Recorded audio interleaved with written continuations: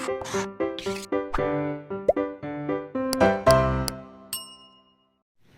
Students, welcome back to Blueprint digital.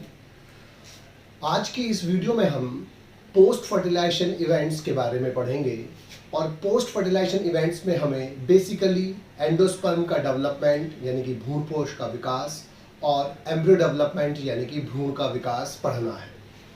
Video को start करने से पहले हमारे चैनल को सब्सक्राइब करें और बेल आइकन दबाना न भूलें, जिससे हमारे लेटेस्ट वीडियो की नोटिफिकेशन आपको प्राप्त होती रहे। अब हम आज के टॉपिक पर आते हैं। पहला टॉपिक जो हमें आज पढ़ना है पोस्ट फर्टिलाइजेशन इवेंट्स में, वो है एंडोस्पर्म डेवलपमेंट। एंडोस्पर्म डेवलपमेंट पढ़ने से पहले हमें यह पता होना चाहिए कि एंडोस्पर्म का डेवलपमेंट किससे होता है। जब डबल फर्टिलाइजेशन में एक मेल गैमेट दो पोलर न्यूक्लियाई या एक सेकेंडरी न्यूक्लियस से फ्यूज होकर 3n पैन यानी कि प्राइमरी एंडोस्पर्म न्यूक्लियस बनाता है, तो जो सेंट्रल सेल होती है, जो केंद्रीय सेल होती है, सेंटर में प्रेजेंट होती है, वो प्राइमरी एंडोस्पर्म सेल यानी कि प्राथमिक भ्रूणपोष कोशिका में परिवर्तित हो जाती है। प्राथमिक भ्रूणपोष कोशिका यानी कि प्राइमरी एंडोस्पर्म सेल जो है वो विभाजित होकर एक स्ट्रक्चर का निर्माण करती है, जिसे हम क्या बोलते हैं, एंडोस्पर्म यानी कि भ्रूणपोष।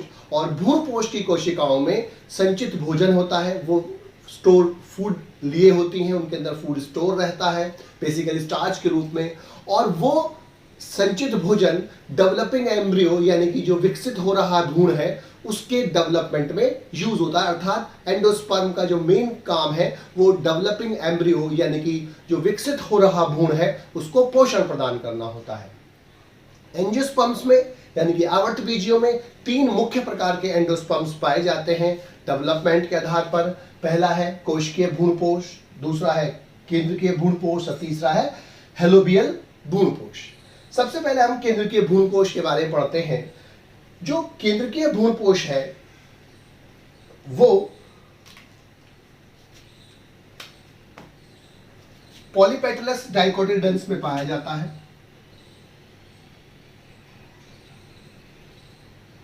जबकि जो कोशिकीय भ्रूणपोष है वो गैमोपेटलस भ्रूणपोष में पाया जाता है। केंद्रीय भ्रूणपोष में जो एंडोस्पर्म का न्यूक्लियस है यानी कि 3n पैन है,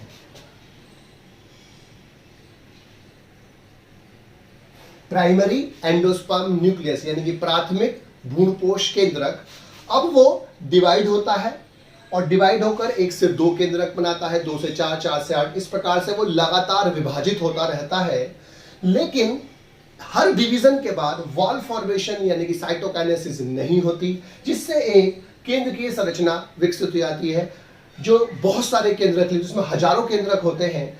बाद में ये जो केंद्रक हैं ये पेरिफेरी यानी कि परिधि की ओर एकत्रित हो जाते हैं, बीच में वैक्यूल बन जाती है और लेटर ऑन बाद में ये जो संरचना है धीमे धीमे आगे जाकर कोशिकीय भ्रूणपोष में कन्वर्ट हो जाती है। इसमें बहुत सारे सेल्स बन जाती है क्योंकि इनमें वॉल फॉर्मेशन बाद में होता है। यानी कि इनिशियल स्टेज में ये न्यूक्लियस वाली संरचना होती है, यानी कि इसमें बहुत सारे न्यूक्लियस तो होते हैं लेकिन वॉल फॉर्मेशन ना होने के कारण सेल्स नहीं होती।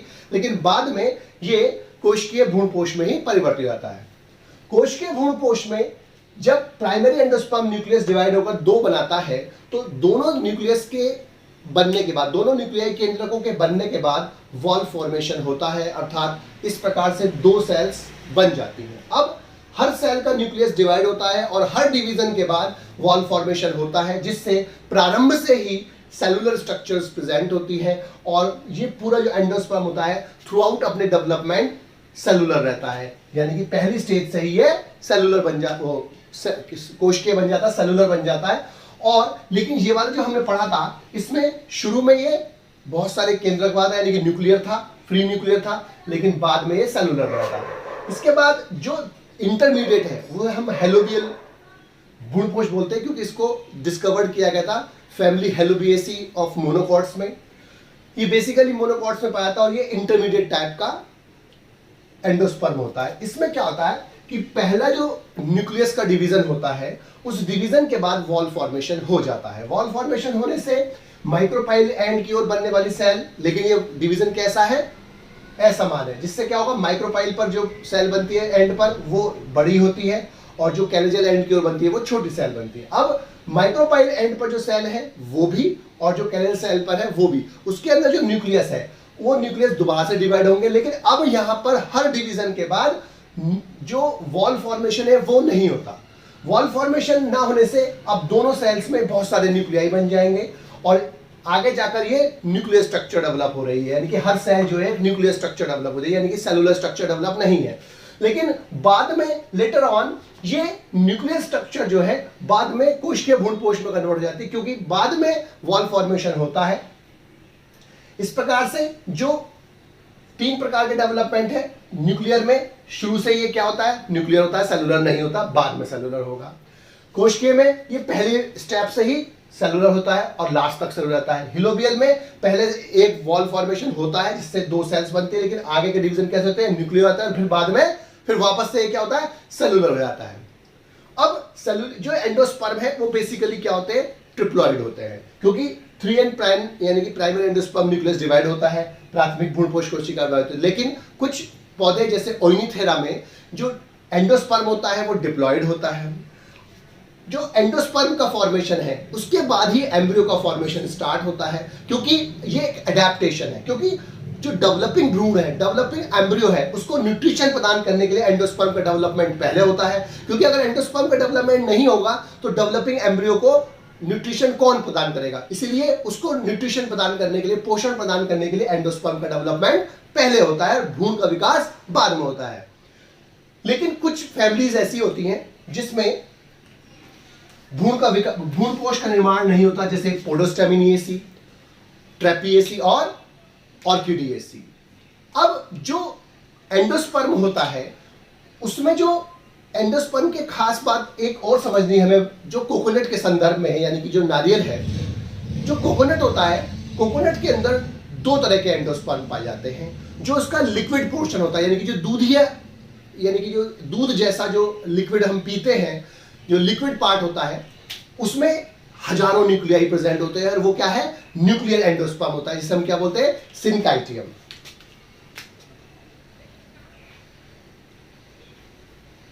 सिंसेशियम बोलते हैं। और ये क्या होता है, लिक्विड सिंसेशियम होता है और इसके अंदर हजारों न्यूक्लियाई होते हैं। लेकिन जो व्हाइट पोर्शन हम खाते हैं, जिसे हम कर्नेल बोलते हैं, जो व्हाइट पोर्शन होता है उसमें सेलुलर एंडोस्पर्म होता है, यानी कि जो इसके खाने योग्य भाग है वो क्या है, एंडोस्पर्म है बेसिकली। लेकिन एंडोस्पर्म इसमें 2 प्रकार का है। जो लिक्विड है हम पीते हैं वो क्या है, न्यूक्लियर एंडोस्पर्म, जिसमें हजारों न्यूक्लियाई हैं, जिसे हम क्या बोलते हैं, लिक्विड सिंसेशियम। और जो उसका व्हाइट पोर्शन है जिसे हम कर्नेल बोलते हैं, जो खाते हैं, वो क्या है, वो है क्या नाम है, सेलुलर एंडोस्पर्म। यानी कि तो व्हाइट वाला पोर्शन जो हम इडिबल है, जो सॉलिड है, वो है सेलुलर, और जो हम लिक्विड पीते हैं वो क्या है, न्यूक्लियर, यानी कि केंद्र के भ्रूणपोष। अब हम 2 विशेष प्रकार के एंडोस्पर्म पढ़ेंगे, मोज़ेक भ्रूणपोष यानी कि मोज़ाइक एंडोस्पर्म और रूमिनेट एंडोस्पर्म यानी कि चरती बाब भ्रूणपोष। अब जब किसी एंडोस्पर्म में, कुछ पौधों में क्या होता है, एंडोस्पर्म में 2 या 2 से ज्यादा प्रकार की सेल्स, कोशिकाएं जो है वो अनियमित रूप से आपस में बिखरी हुई रहती हैं, यानी कि उसमें अलग अलग टाइप की सेल्स आपस में बिखरी हुई होती हैं, जिससे 2 अलग अलग या 2 से ज्यादा अलग अलग प्रकार के कलर्स के पैचेस यानी कि धब्बे दिखाई देते हैं, 2 या 2 से ज्यादा प्रकार के रंगों के धब्बे या पैचेस दिखाई देते हैं। और वो जो सेल्स आपस में व्यवस्थित रहती है वो अव्यवस्थित रहती है, यानी कि उनका जो क्रम होता है कोई विशेष नहीं होता, वो कई सेल्स कहीं पर भी हो सकती है। तो वो अव्यवस्थित सेल्स का जो ग्रुप होता है हम उसे क्या बोलते हैं, मोज़ेक बोलते हैं। इसका जो एग्जाम्पल है वो मक्का और टमाटर है।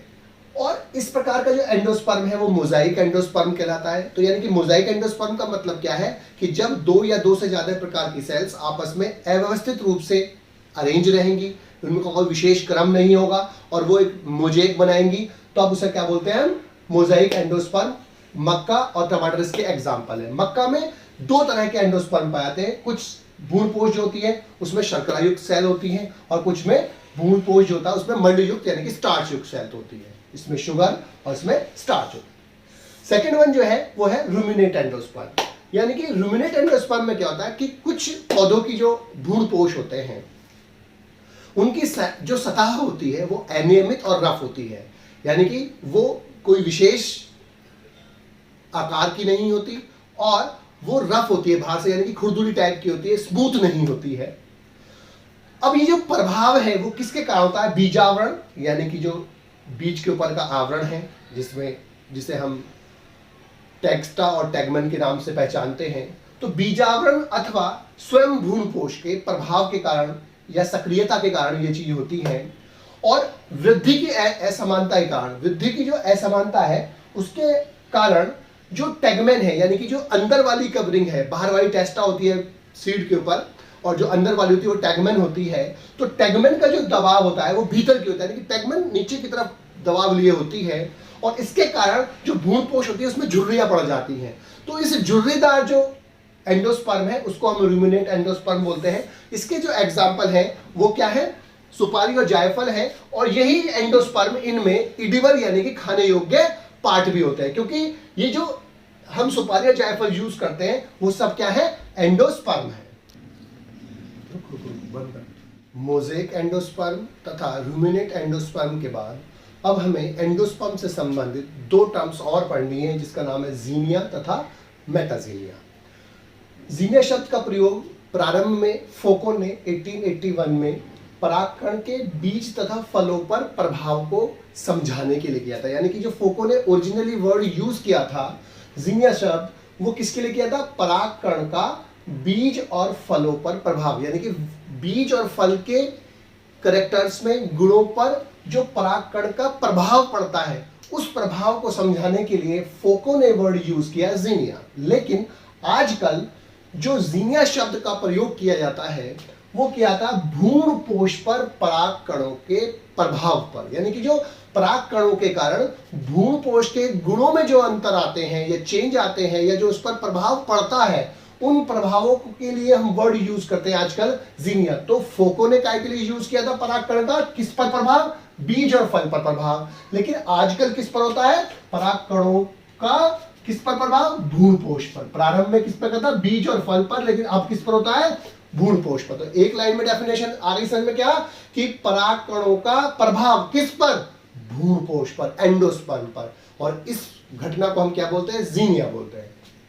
मक्का में इसका जो एग्जाम्पल है वो मक्का है। पौधा, एक ऐसा पौधा मक्का का जिसके परागकण जो होते हैं वो पीला भ्रूणपोष बनाने वाले होते हैं। और अगर हम ऐसे पौधे का क्रॉस एक ऐसे मादा पौधे से कराते हैं जिसमें सफेद भ्रूणपोष बनते हैं, यानी कि एक हमने ऐसा पौधा लिया जिसके परागकण जो है मेल वाले के वो क्या बनाते हैं? पीला भ्रूणपोष यानी कि येलो एंडोस्पर्म बनाते हैं। जबकि एक दूसरा पौधा लिया जिसके अंदर भ्रूणपोष कैसा बनता है? सफेद कलर का बनता है, व्हाइट कलर का बनता है एंडोस्पर्म। जब इन दोनों को क्रॉस करके एक नया पौधा बनता है तो वो मक्का का जो पौधा बनता है उसके दानों में जो एंडोस्पर्म होता है वो कैसा होगा? पीला वाला। तो जो पीला एंडोस्पर्म है वो किसका कारण था? वो इसके परागण। तो ये पीला कलर वाला जो एंडोस्पर्म बनना है वो किसके कारण बना है? ये परागण है, ये परागकण जो है किसके? जो मेल पार्ट हमने यूज किया उसके परागकण के कारण जब मेल और फीमेल गैमेट फ्यूज होकर जाइगोट बनाते हैं, जाइगोट से एम्ब्रियो, एम्ब्रियो से नया प्लांट बनता है। तो ये नया प्लांट बनता है, उसके अंदर जो भ्रूणपोष होगा वो नया प्लांट बनते समय वो क्या होगा? पीले वाला होगा। ये किसके कारण है? मेल पार्ट यानी कि परागकण के कारण होता है। तो ये जीनिया कहलाता है। दूसरा टर्म जो हमें पढ़ना है वो क्या है? मेटाजीनिया। मेटाजीनिया का मतलब क्या है? कि भ्रूण के बाहर कायिक ऊतकों पर, यानी कि भ्रूण के बाहर या एंडोस्पर्म के बाहर, ना एंडोस्पर्म की बात है इसमें ना भ्रूण की बात। तो भ्रूण के बाहर कायिक ऊतकों पर परागकण का प्रभाव बेसिकली किस पर होता है? वो फलों पर और बीजों पर, टेस्टा और फ्रूट वाल पर। तो जो बीज का जो आकार है उस पर प्रभाव पड़ता है, उसकी आकृति पर, उसके रंग पर। और फल का जो आकार है उस पर प्रभाव पड़ता है। यानी कि जो बाहर कायिक ऊतक है वो कौन से ऊतक है जिन पर परागकण का प्रभाव पड़ रहा है? वो है बीज और फल। तो बीज का आकार, आकृति और रंग, और फल का जो आकार है उस पर जो प्रभाव है किसका? परागकण का, वो क्या कहलाता है? मेटाजीनिया। तो जीनिया हमने क्या पढ़ा? कि परागकणों का भ्रूणपोष पर प्रभाव, और भ्रूण के बाहर कायिक ऊतकों पर परागकणों का प्रभाव क्या कहलाता है? मेटाजीनिया। तो जीनिया में परागकण का भ्रूणपोष पर प्रभाव है, यहां पर परागकणों का किस पर प्रभाव है, कायिक ऊतकों पर। यानी कि कायिक ऊतक कौन से है, बेसिकली बीज का आकार, यानी कि जो कायिक ऊतक है कौन से, बीज के और फल की बात है, तो बीज के आकार, आकृति, रंग और फलों के आकार पर। लेकिन ये प्रभाव होता क्यों है, लेटेस्ट इंफॉर्मेशन के अनुसार जो भ्रूण और भ्रूणपोष जो हार्मोन सिक्रीट करते हैं, उन हार्मोन्स के कारण ही ये प्रभाव उत्पन्न होता है। अब हम डेवलपमेंट ऑफ एम्ब्रियो यानी कि भ्रूण का विकास पढ़ेंगे। सबसे पहले सिनगैमी में जब एक मेल गैमेट फीमेल गैमेट से फ्यूज होकर युग्मनज यानी कि जायगोट का निर्माण करता है, तो जायगोट अपने चारों तरफ एक सेलुलोज की वॉल भित्ति सिक्रीट कर लेता है। अब इसे ऊस्फियर बोलते हैं। अब ये जायगोट जो है अनुप्रस्थ विभाजन से यानी कि ट्रांसवर्स डिवीजन से बोलते हैं। इसको जो सरफेस से ऐसे होता है हम इसको ट्रांसवर्स डिवीजन बोलते हैं, और जो ऐसे होता है वो लॉन्गिट्यूडनल डिवीजन होता है। तो जो ऐसे होता है मतलब हॉरिजॉन्टल होता है वो ट्रांसफर डिवीजन होता है, और जो लॉन्गिट्यूडनल होता है वो अनुदैर्ध्य विभाजन होता है। तो अब ये अनुप्रस्थ विभाजन से डिवाइड होता है, जिससे दो सेल्स बनेगी। एक सेल जो माइक्रोपाइल की ओर होगी वो बेसल सेल और सस्पेंसर सेल कहलाती है, जबकि जो निभाग यानी कि कैलजा की ओर होगी वो भ्रूणीय सेल या एम्ब्रियोनल सेल कहलाती है। अब जो अनुप्रस्थ सेल है, अब ये बन गई एम्ब्रियोनल सेल और ये बन गई सस्पेंसर सेल। अब जो सस्पेंसर सेल है वो वापस दोबारा से ट्रांसवर्स डिवीजन से डिवाइड होगी, यानी कि अनुप्रस्थ विभाजन से डिवाइड होगी, दो सेल बनाएगी। और उसी समय जो एम्ब्रियोनल सेल है वो लॉन्गिट्यूडनल डिवीजन से डिवाइड होगी और वो भी दो सेल बनाएगी, और ये दो एम्ब्रियोनल सेल हो गई और ये दो सस्पेंसर सेल हो गई। तो अब जो ये दो सस्पेंसर सेल और दो एम्ब्रियोनल सेल हैं, ये दोनों मिलकर चार सेल्स जो होती हैं, ये चार सेल्स इंग्लिश के लेटर टी समान होती हैं, और इसलिए टी समान जो भ्रूण होता है, भ्रूण की इस अवस्था को हम प्राक भ्रूण यानी कि प्रो एम्ब्रियो कहते हैं। तो ये चार सेल स्टेज क्या हो गया, ये प्रो एम्ब्रियो। प्रो माने पहले, और जो आगे जाकर एम्ब्रियो बनाएगा उसे हम क्या बोलते हैं, प्रो एम्ब्रियो। अब ये जो चारों सेल है यानी कि दो सेल सस्पेंसर सेल और दो सेल एम्ब्रियोनल सेल, अब इनकी जो दो दो सेल हैं, दो सस्पेंसर सेल में दो एम्ब्रियोनल सेल में, तो जो दो सस्पेंसर सेल्स हैं वो डिवाइड होंगी फिर दोबारा से कई सारे ट्रांसफर्स डिवीजन से। ये वाली सेल्स लगातार डिवाइड होंगे ऐसे ट्रांसफर सेल से, और ट्रांसफर सेल से डिवाइड होकर 6 से 8 सेल का या 6 से 10 सेल का सस्पेंसर या निलंबक बनाती हैं। और जीवन में याद रखना है हमें कि सस्पेंसर का काम एक ही होता है कि फूड लेडन टिश्यूज में एम्ब्रियो को पुश करना, यानी कि जहां पर भोजन होगा, संचित भोजन होगा, उस एरिया में भ्रूण को पुश करना, उसकी तरफ धक्का देना जिससे उसको भोजन मिल सके। अब इसकी दो तरह की सेल्स देखनी है हमें। शीर्षस्थ कैसे का जो सेल्स है वो फूली हुई होगी, जिसे हॉस्टोरियल सेल बोलते हैं, या पुटिका यानी कि वेसिकुलर सेल्स बोलते हैं। ये फूड को एब्सॉर्प्शन में हेल्प करती है। जबकि जो लास्ट निचली सेल्स है वो हाइपोफाइसिस कहलाती है, और ये हाइपोफाइसिस मूलांकुर यानी कि रेडिकल, और रेडिकल का शीर्ष भाग यानी कि एपिकल पोर्शन, और मूल गोप यानी कि रूट कैप का निर्माण करती है, उसके निर्माण में भाग लेती है।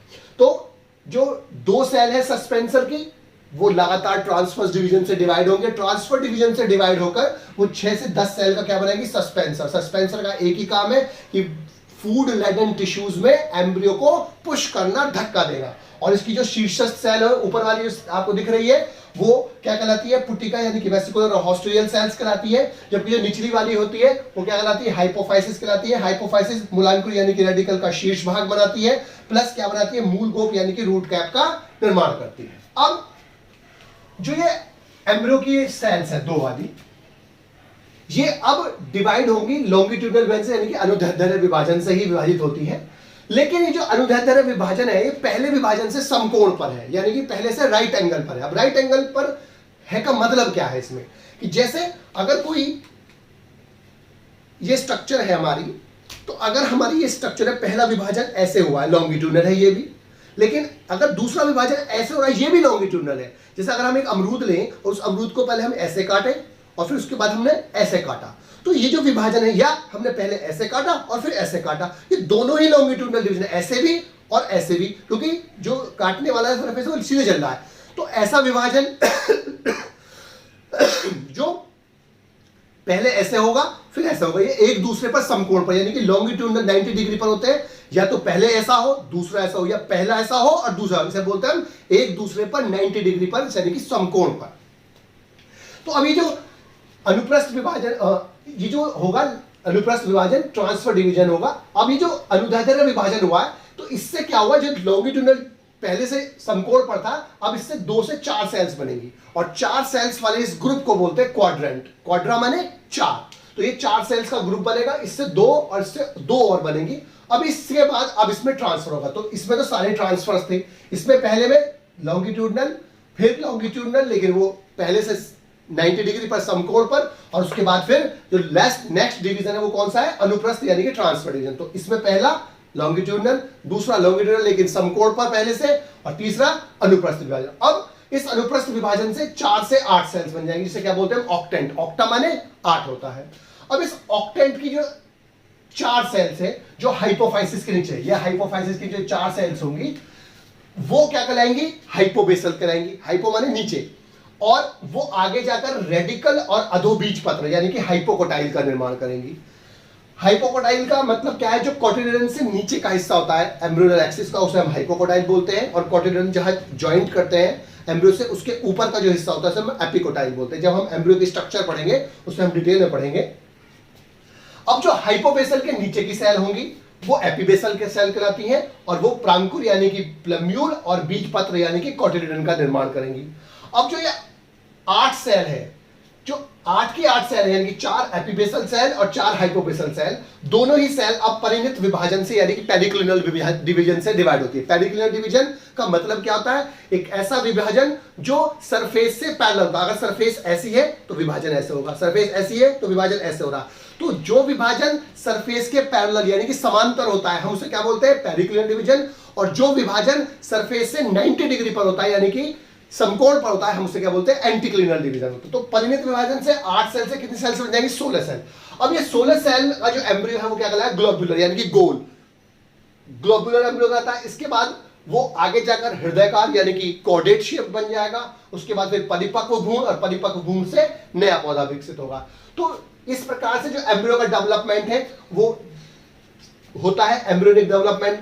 तो पहले वो कहा जाएगा, ग्लोबुलर बनेगा, पहले प्रो एम्ब्रियो से ग्लोबुलर एम्ब्रियो बनेगा, ग्लोबुलर एम्ब्रियो से हृदयकार यानी कॉर्डेट, उसके बाद परिपक्व, उसके बाद नया। ये पूछ लेते हैं कि इसका क्रम क्या होता है। तो सबसे पहले जायगोट, दोबारा से हम समझते हैं एक बार, जायगोट अनुप्रस्थ विभाजन से डिवाइड होकर 2 सेल बनाएगा।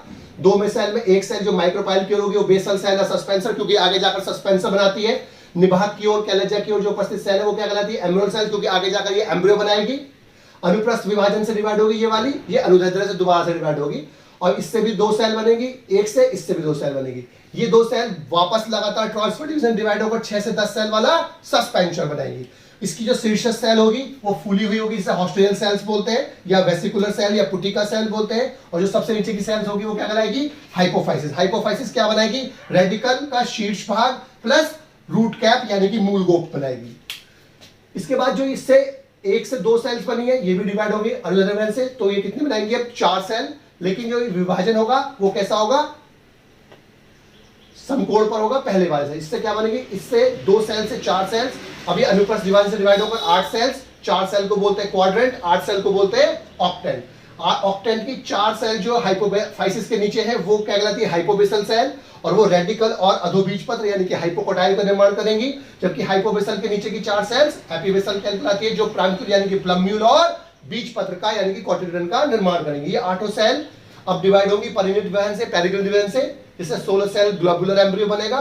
ग्लोबुलर एम्ब्रियो से फिर वो आगे कन्वर्ट होकर कोटिलेडन डेवलप होने के बाद हृदयकार यानी कि कॉर्डेट एम्ब्रियो बनेगा, फिर परिपक्व भ्रूण बनेगा, और फिर नया पौधा विकसित होता है। इस प्रकार से भ्रूण का विकास हो जाता है। बच्चों, आज की इस वीडियो में बस हम इतना ही पढ़ेंगे। हमारी इस वीडियो को आप लाइक करें और अपने दोस्तों के साथ शेयर करें। यदि आपका कोई डाउट हो तो आप हमें कमेंट करके बता सकते हैं। इस अध्याय को और अच्छे से पढ़ने और समझने के लिए आप चित्रा प्रकाशन की बुक एक्टिव जीव विज्ञान की सहायता भी ले सकते हैं।